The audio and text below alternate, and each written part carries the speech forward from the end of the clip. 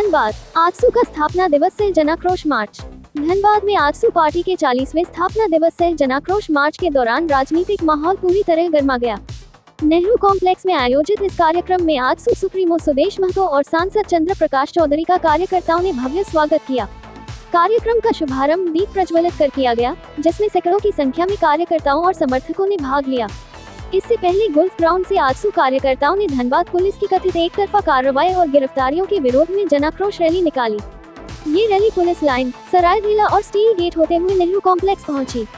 कार्यक्रम को संबोधित करते हुए सुदेश महतो ने राज्य सरकार और प्रशासन पर तीखा हमला बोला। उन्होंने कहा कि झारखंड की वर्तमान स्थिति को देखकर गुरुजी की आत्मा भी दुखी होगी। उन्होंने आरोप लगाया कि झारखंड मुक्ति मोर्चा आज अपने ही संघर्ष और पृष्ठभूमि से न्याय मांगने की स्थिति में पहुंच गया है। सुदेश महतो ने कहा कि राज्य में व्यवस्था पूरी तरह चरमरा चुकी है और इसके खिलाफ छोटे मोटे आंदोलनों से काम नहीं चलेगा, बल्कि बड़े जन आंदोलन की जरूरत है। उन्होंने पोस्टेज में पैसे के खेल और अवैध खनन को लेकर भी सरकार पर गंभीर सवाल उठाए। उनके भाषण ने कार्यकर्ताओं और युवाओं में नया जोश लाने का काम किया। इस कोयला नगरी में स्थापना दिवस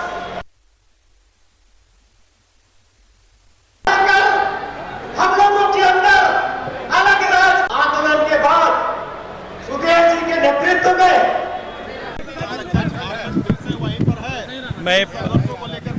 ये हो जाता है।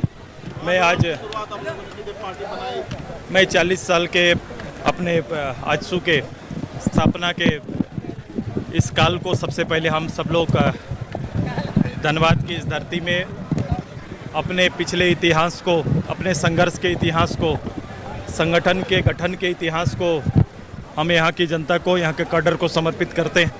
उनकी भावनाओं का सम्मान करते हैं। जहाँ उनके संघर्ष से इस प्रदेश की सीमाओं का गठन हुआ, निर्माण हुआ, प्रदेश अपने औचित्य और अस्तित्व पर आया, वहीं 25 साल के इस राजनीतिक संघर्ष का हिस्सा भी हम रहे हैं।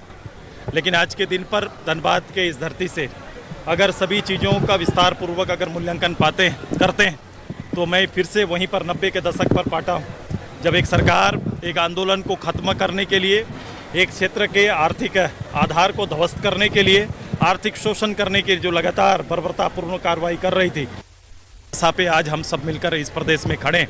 चूँकि आज सरकार का जो अस्तित्व होना है, सरकार का अस्तित्व उनके अधिकारियों से, उनके अधिकारियों की जो दशा है, कहा जाता था कि सरकार और सरकार का मुखिया अधिकारियों की सवारी करेगा, लेकिन आज अधिकारी सरकार की सवारी कर रहे हैं, हेमंत जी की सवारी कर रहे हैं। इसके उदाहरण आपको सब जगह दिखाई देंगे।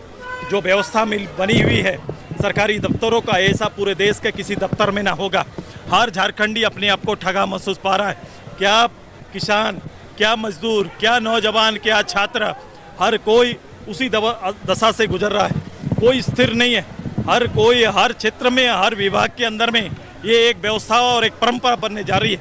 ऐसे समय में 40 साल के एक ऐसा संगठन जिसने अपने संघर्ष से प्रदेश का गठन में अपनी भूमिका न केवल सुनिश्चित की है, बल्कि एक ऐसा संगठन भारतवर्ष में दूसरा कोई संगठन ऐसा संघर्षित संगठन न रहा हो, जिसने अपनी जान और शहादत की कुर्बानी में जिस प्रदेश को प्राप्त किया हो, उसके लिए अब कोई दूसरा मार्ग नहीं है। फिर से उसी दशा पर, उसी संघर्ष के लिए अब यहाँ के नौजवानों को, यहाँ के आम लोगों को, झारखंडियों को संगठित होना पड़ेगा और उसी की तैयारी के लिए आज ये कार्य करने के लिए यहाँ पर आए।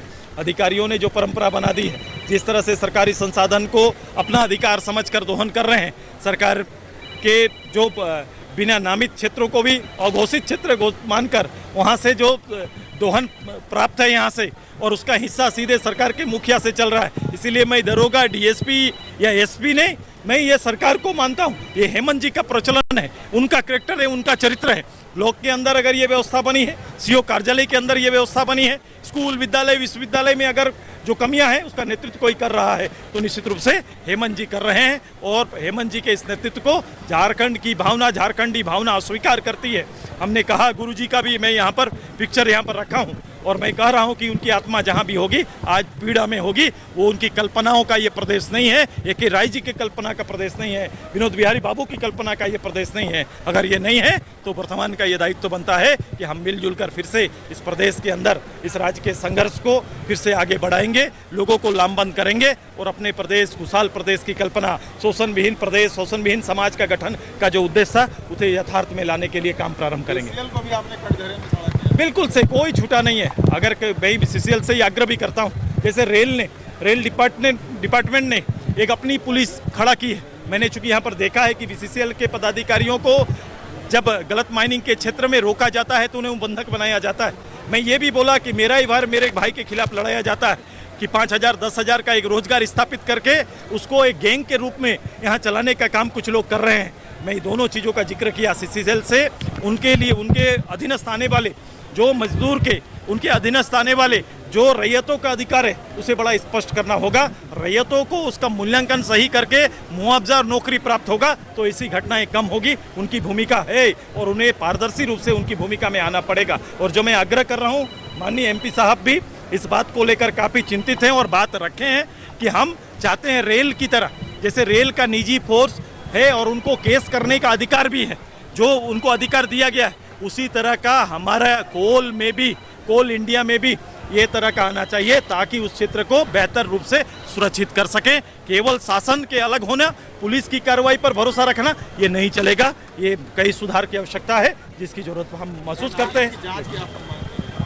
मैंने बोला कि अगर कोई अपराधी हमारे सरकार के इस राज्य के पुलिस कप्तान को, इस जिले के पुलिस कप्तान को खुली चुनौती देता है, उनके बारे में कोई आरोप लगाता है, तो या तो सरकार को सामने आकर उसका खंडन करना चाहिए और नहीं तो ये एक बहुत बड़ा विषय है, इसकी एनआईए जांच होनी चाहिए। सरकार इस पर पहल करे या खुद पहल करे कि वो गलत है। अगर नहीं करती है तो ये एक बहुत बड़ा विषय है जिसके खिलाफ हम लोग जाएंगे।